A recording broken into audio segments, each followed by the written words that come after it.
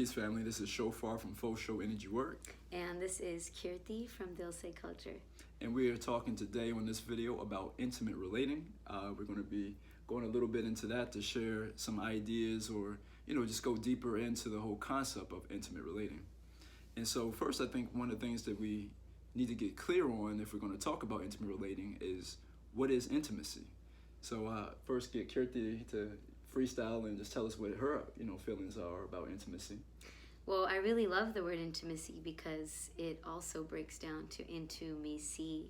And for me, I think intimacy is the willingness to allow somebody to see inside of you and all parts of you, but first and foremost, the ability for yourself to see inside of you and all parts of you. So intimacy is something that you really develop with yourself first, and then from being willing to see yourself and accept yourself, you can also allow others to see those parts of you too. I like that. The whole idea of what you say, into me, see, is first, like you say, and I think that's a key point, is to first be able to be intimate with ourselves. And look deeper into ourselves through introspection. And I got a video coming up soon about introspection. The definition, because I always like to look up, like, what is the official definition of words like that. So the way that they define intimacy is a warmness or a fondness, a friendliness. What else did they say? As far as like a mutual affection, togetherness, closeness. So, what we'll be talking more about in this video is like, okay, so how do we get closer? First with ourselves and then with another. Right. Or how do we have more mutual affinity or affection? So, but I love what you had to say about intimacy as well. And, one of the things about sensual emotional exchange is that it makes us have a deeper level of, the word I like for intimacy, and I actually talk about this on page 43 of my book, is connection. I think a big part of intimacy is connection. And sensual emotional exchange, when we have sex, it actually helps us to have, deeper intimacy or more connection. I'll let you freestyle so on that. Intimacy and its relationship to emotions. And emotions are really the bridge towards feeling and the physical, right? So intimacy is almost like the willingness to allow somebody to see inside of yourself also opens up the willingness to feel the emotions that any person, place, or thing might trigger and bring up in you, and getting close to that and being willing to see that and being willing to exchange that with another person is going to help develop intimacy. And of course, if again, always starting with ourselves, that means accepting the emotions as they come up and not trying to change what they are. So being honest and true with yourself. Well, what I'm hearing you saying there, to sum that up, y'all, is like vulnerability. The V word, the dreaded V word, vulnerability is being vulnerable. Like a big part of intimacy, what allows energy to actually flow is being in availability. Surrendering. And that's very key in this culture, because we've been taught that vulnerability or that surrendering is weak. And that has to do with the feminine energy and everything, right? So a big part of intimacy, what helps create that circuit for energy to flow, is for someone or for both of us to actually have some part of us that's vulnerable and available to the other. And oftentimes that journey to get to the vulnerable place is not a peaceful path and not a peaceful walk, So I think also in that vulnerability requires understanding and being willing to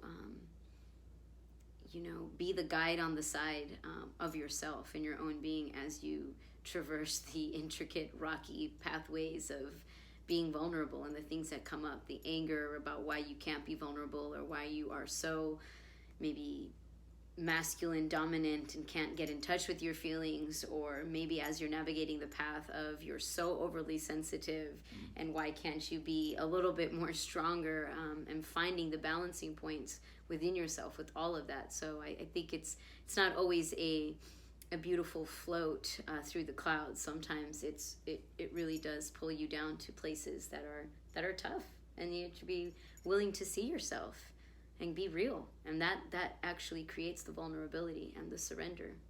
I love that, and something I want to go into on what you just were saying there is, for me, what I feel like intimacy does, or sensual emotional exchange, is that is opening up ourselves to more aspects of ourselves, to, like, if we're talking about the tree of life, or the house of the man, the house of the woman, and so it allows us to be more intimate with other parts of ourselves. But that again is that vulnerability, is to be vulnerable, like, you know what, I actually don't have this part of myself online, and to look into why hasn't that part of ourselves developed, and to and to go into what is it going to take to actually do that. And then what we're going to have to look at is our thoughts and feelings. What thoughts do I have about this energy, or feelings do I have?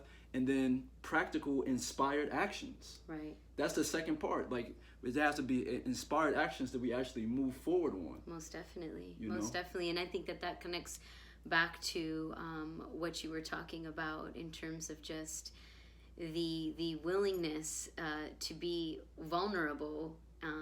It also leads to your willingness to be uncomfortable as you come up with these inspired actions, right? They're going to require some discomfort, but the more you've practiced being uncomfortable and traversing the paths of discomfort within your own being, once you realize, oh wow, this is going to require maybe an uncomfortable conversation with somebody, or it's going to require a change in my lifestyle that's not what I'm used to, you're going to have the muscle to be able to navigate that in whichever way that has to be navigated. I see that. No doubt, yo. So I mean, with intimacy, these are just some of the things we're just riffing off of, or whatever. We can go deeper into this another time as well. But these are things that are going to help us have a more fulfilling, more pleasurable, more orgasmic, more purposeful life. And life, acronym that I like to use is LIFE, living in full expression. Ooh, this is what I was going to say something earlier, and I was kind of like looking down trying to remember this train of thought, but you had talked about how we are actually in a system that doesn't encourage us to get in touch with all parts of ourselves. That's what I actually wanted to speak to earlier. You had said something about SEX, sensual emotional exchange, allows us to get in touch with lots of different parts of ourselves. And it's important to realize that why is that important to do is that we're not actually raised to bring all different versions of ourselves online. We're actually raised to only allow certain versions of ourselves online that fit into a certain systemic way of being that continuously promotes a disconnected and non-resonant, offbeat, out of tune way of living with nature and just our natural ways of existence, because we're only encouraged to bring out, if we had alphabets all inside of our body, only certain letters are being called out in code. And so what we want to do is, through sensual emotional exchange and through breath work and through movement and through voice, we want to bring out more letters and spell different words and make different phrases and different sounds that kind of rock the code that somehow we've been influenced by, that's actually brought us to this place right here, right now, questioning the code. Exactly. So yeah, we've got to bring all parts of ourselves online as much as possible. I love that. And for those of you out there who would like to get more information about this, who if you want to go deeper into this, Kirti, tell me a little bit about yourself as we close out. You can find me at dilseculture.com. Dilse means from the heart, and so come check out that website if you want to see heart-based culture in action. And again, I'm Shofar from Faux Show Energy Work, and we do energy work with couples or single people. I also do coaching for men, And then I have a book, Soul Sacred Orgasmic Living. And we just have a host of podcasts and YouTube videos out there and everything. Again, we appreciate y'all checking us out. Y'all keep shining, keep climbing. Yes. Peace. Peace.